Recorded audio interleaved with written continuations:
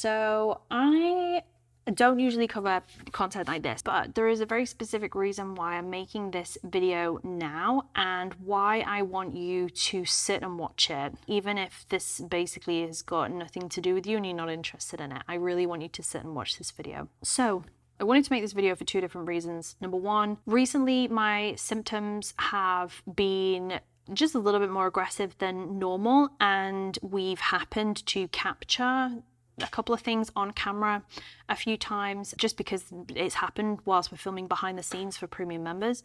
So sometimes these things have been caught on camera, whereas previously they'd never been caught on camera with me because I don't sit and film myself for fun, right? And then the other reason is because when I first had my diagnoses, plural, I could not find any real life first-hand information. It was all like medical information, which is fine, and I 100% think that that's valid and useful, but it kind of did leave a pretty huge gap. Like, how am I going to actually cope with this doing my job? So I want to make a video on how to cope with this particular condition, which you'll all know anyway because it'll be in the title, as a portrait photographer, because different types of photography require different things. And I think as a portrait photographer, specifically studio and outdoor, it gives my condition more things to have a problem with than maybe shooting a different type of work would. So that's why we're doing it. Now, this video is split into 3 stages. If you have got zero interest in this topic, then please stay and just watch the first stage, because if you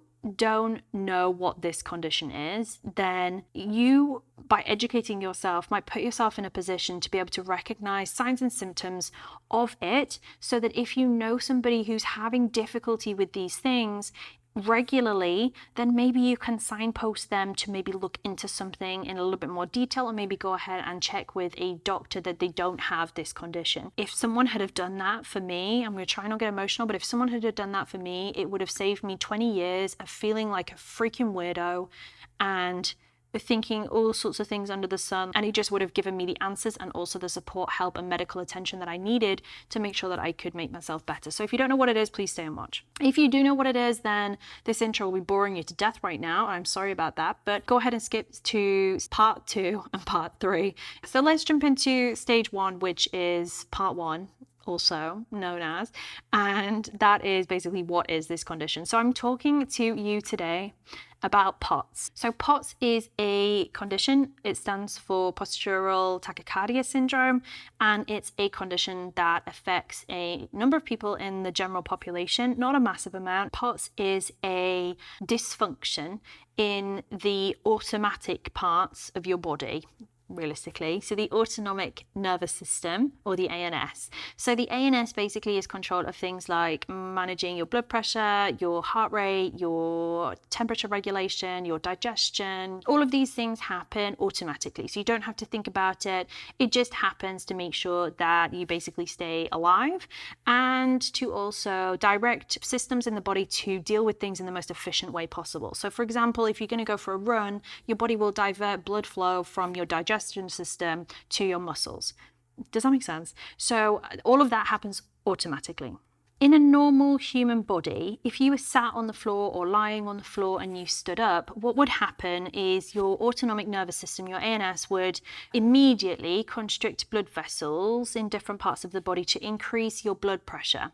And what that would do, it would make sure that your blood reached your brain and stayed with you whilst the process of getting up happened.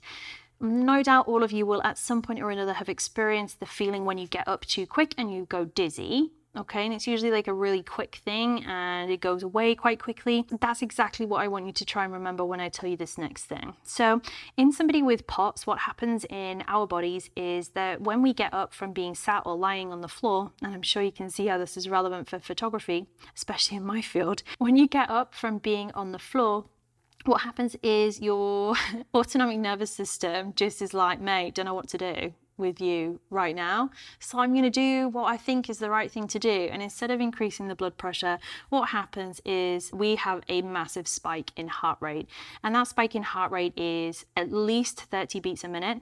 Say, for example, we had a heart rate of 60 beats per minute, then our heart rate would spike to 90 beats per minute to try and counteract gravity from happening. It fails usually miserably, and that peak in heart rate is sustained. So it stays for up to 10 minutes, usually at a time, and it doesn't go back down within about 30 seconds, which is what would be deemed as normal. So it's a spike, and then we have a lot of other things kind of happen that usually are quite unpleasant. So that's the telltale sign of PoTS, is basically if somebody lies down and then stands up and they pass out, then maybe they should get seen for this condition. But there's also obviously a lot of other medical conditions that could factor into that. To be diagnosed with PoTS, there's a few different diagnostic methods now, but the main one is to be put on a tilt table. So you're lying on a table and you'll have your heart rate measured and your blood pressure, and then what happens is they will leave you chilling for a bit, and then they will just whoops flip you up so that you're almost stood up. So you're still in kind of like this much of an angle, but you're almost stood up,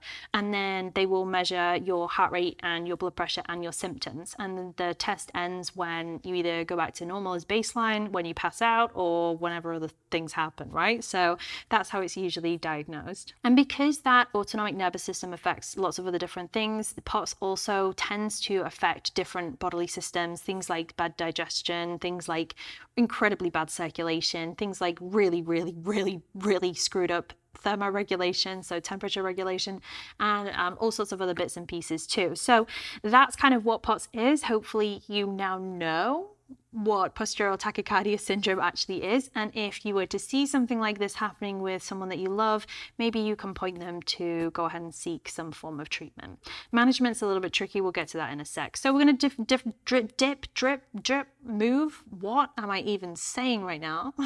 So we're going to move on to part 2, which is how that affects me as a portrait photographer. This is where I'm going to basically just delve into my personal experiences and how it actually affects me. There are a few things that are quite specific, but also really detrimental, if we're being honest, and definitely need to be managed. So I'm going to go through some examples, things that happened recently, because PoTS is actually worse in temperature extremes. So whatever your normal is, so for me in England, that's kind of like spring and autumn temperatures, you're usually okay. And I usually forget I even have this condition and it's all good. But when it is winter and it's really cold out, or when it is summer and it's really hot out, then usually people with PoTS will notice a massive uptick in their symptoms and the strength and potentially dangerousness of them. So those two things are kind of what I'm focusing on rather than the spring and the autumn, because it's winter now in the UK. We'll start with that. So as a portrait photographer, you will usually find me either sitting or lying completely flat on the floor, because my subjects are usually either dogs or children. So I'm usually quite low down, and so you can see why this is an issue with this condition, because I spend most of my shoots lying down, getting up, lying down, getting up, lying down, freaking getting up again, lying down with my head very low and then getting back up again. All of these things are not good things to be doing with this condition. So okay. Oh, yes.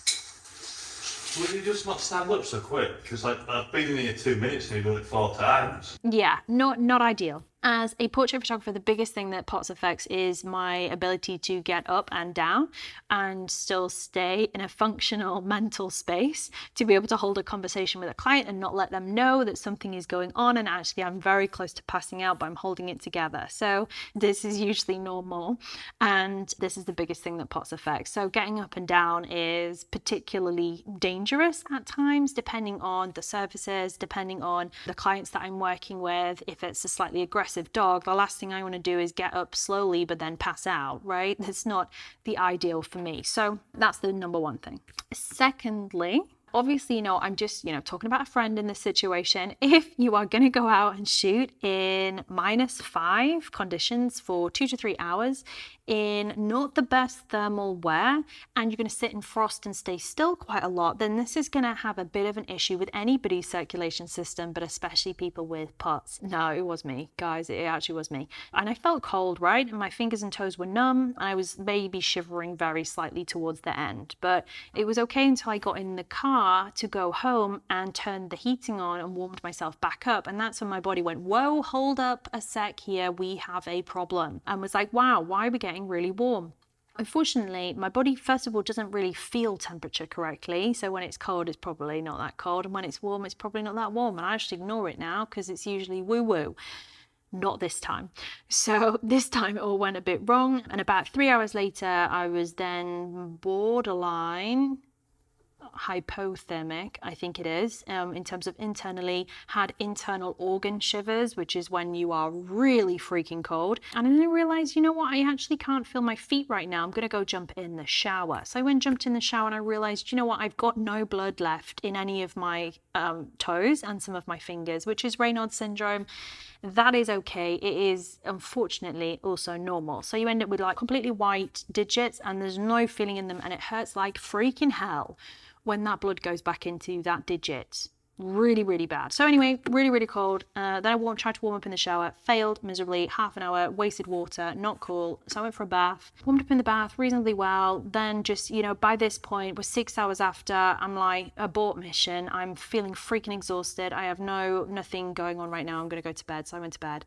And then I spent the next 12 hours reverting between absolute freaking boiling, sweating, can't cool down, to really, really freaking cold, 5,000 layers, bundled up.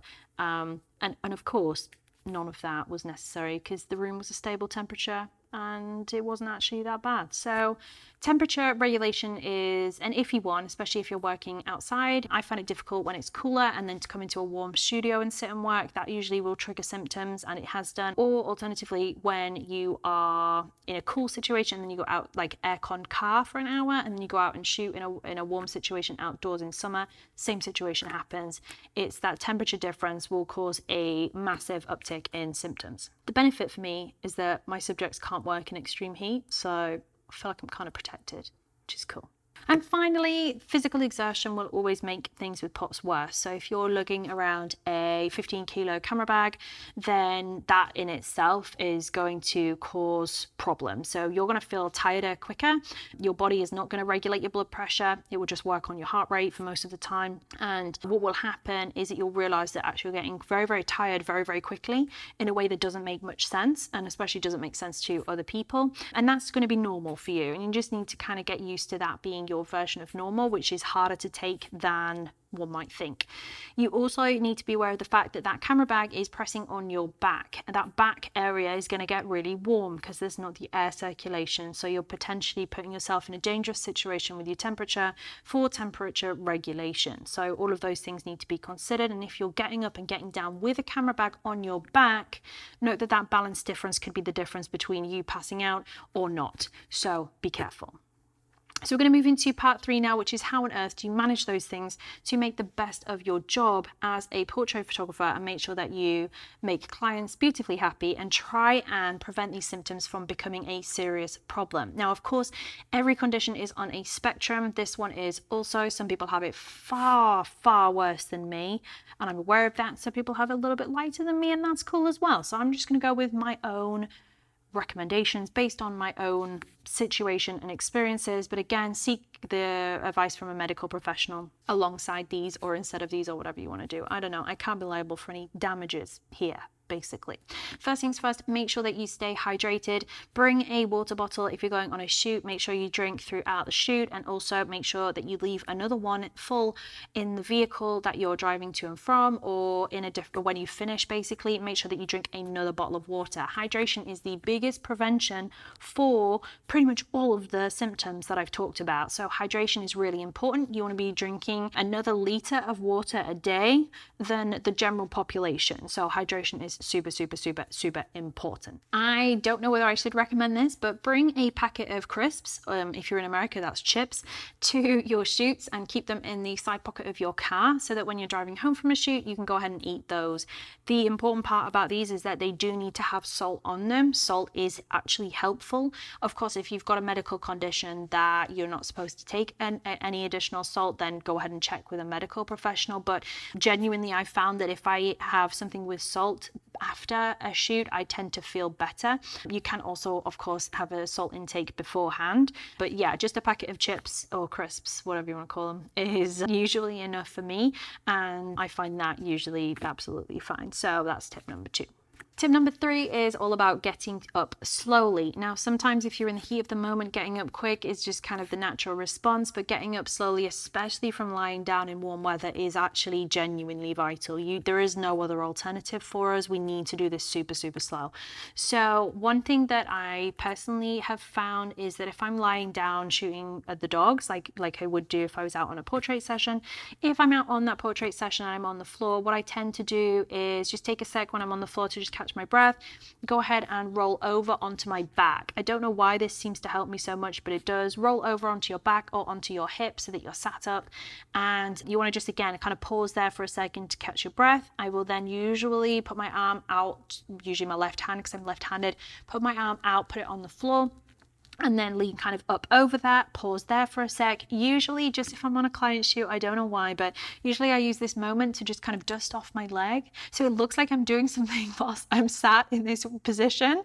And so I'm like sat there, and then I kind of like brush my knees off to get the pine needles off, or to get the muck off, or to get the sand off, depending on the location, and just sort of like clean myself off. I'm holding a conversation as best as I can. Then I put my bum up, so kind of lift up with my bum. That's helpful because it allows the blood to kind of go to your head a little bit more. And then what I usually do is kind of like come up so that my back's flat. And at this point, you can also take this moment to go ahead and just really quickly have a quick look at some of the pictures on the back of the camera. So again, it looks like you're doing something, and then really, really slowly come up. If at any point you feel like you've got the spinnies, you're super, super dizzy, you feel like you are on the verge of passing out or from vomiting, then you want to make sure that you kind of like rewind that process and get a little bit lower down. See if you can hold it, see if you can breathe through it.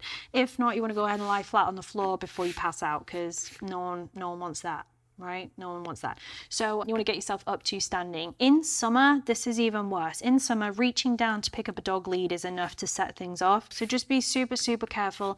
For me personally, I don't shoot in any type of extreme heat. Extreme heat for me is literally above 25 degrees Celsius, depending on the wind level.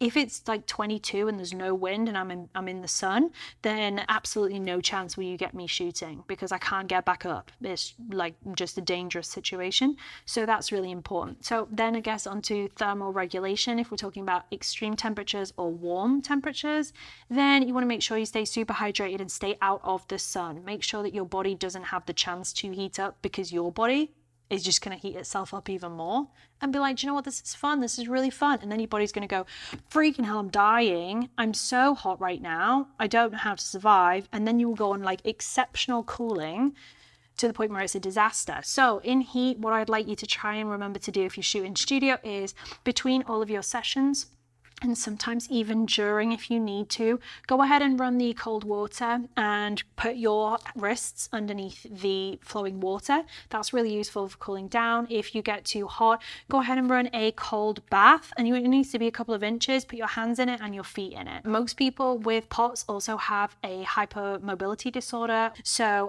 you guys are going to find it quite easy to put your hands and your feet in the cold water at the same time. But if you don't have those things, then just do one at a time. Hold it in there till you cool down.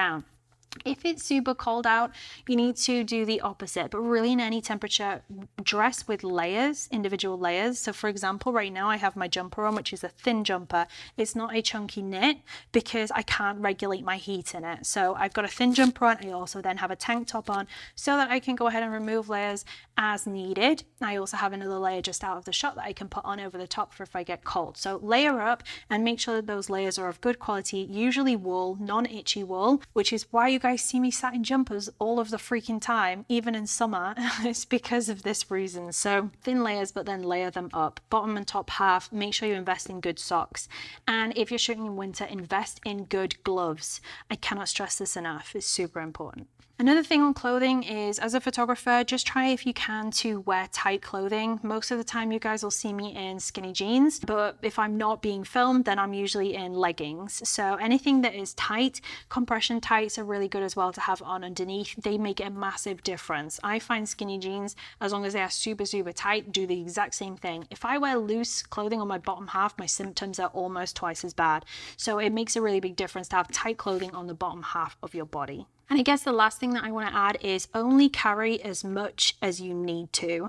In the summer, you'll see me, and in all of my previous videos, I will have one camera and one lens with me at all times, and I don't carry a camera bag. So even if I'm on personal projects, I can't carry a bag in hot weather. I can't do it. Or if I'm traveling a decent distance, again, I can't. I have to just have one lens, one camera. So that's all the weight that I'm carrying. I will sometimes also have a water bottle on my finger, but the point isn't the weight, the point is more the heat that I get from any bag on my back. That is enough to start a whole different set of symptoms and also exacerbate all of the PoTS symptoms. So the heat that I get, I've not yet ever found a camera bag that can do this, because if I'm going to bring a camera bag, I'm going to carry a fair amount of kit, and if for my kit I need a big camera bag. So it just makes it easier to just decide on one camera, one lens, go out and shoot. So client shoots will be in summer all done with one lens, and that lens is of course the 70-200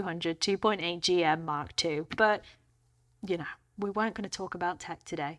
So that's kind of what I wanted to cover off in this video. I know it's completely nothing to do with the things that we normally cover, but it is still very heavily photography related, because a lot of people who actually do photography for a job have got some form of chronic conditions, and some of them will have this condition. So hopefully this is useful and will fill a gap that I didn't have, and I wish I'd had. I wish someone had made this video for me to look at, basically, so that I could have avoided all of the pain in the middle part and just known exactly what to do. So hopefully these things are helpful. If you have anything to add for temperature regulation whilst you're out shooting or in studio shooting, in the UK most of us don't have aircon, so in summer it does get quite hot in here, so those things are really useful. If anybody has any ideas on hydration and hydration methods, then those would be cool. And also if anybody has any recommendations on good camera straps that can alleviate pressure whilst you're carrying, because if that's all you're carrying, that's a lot of pressure on your neck for a long time if you're out on a shoot. So all of those things are really, really useful. Drop them down in the comments below. It'd be great to have a discussion. And if you're watching this and you've watched till the end and you don't have this condition, then thank you so much for taking the time to listen to this and to learn about it, because you might just be able to help somebody like me in the future. And hopefully in some way, if you're watching this and you don't have this condition, I've helped you in the past with these videos, so that would be super, super great. That's all I wanted to cover off today. Hopefully everybody's safe and well. Make sure you stay healthy as best that you can, and I'll see you all really, really soon.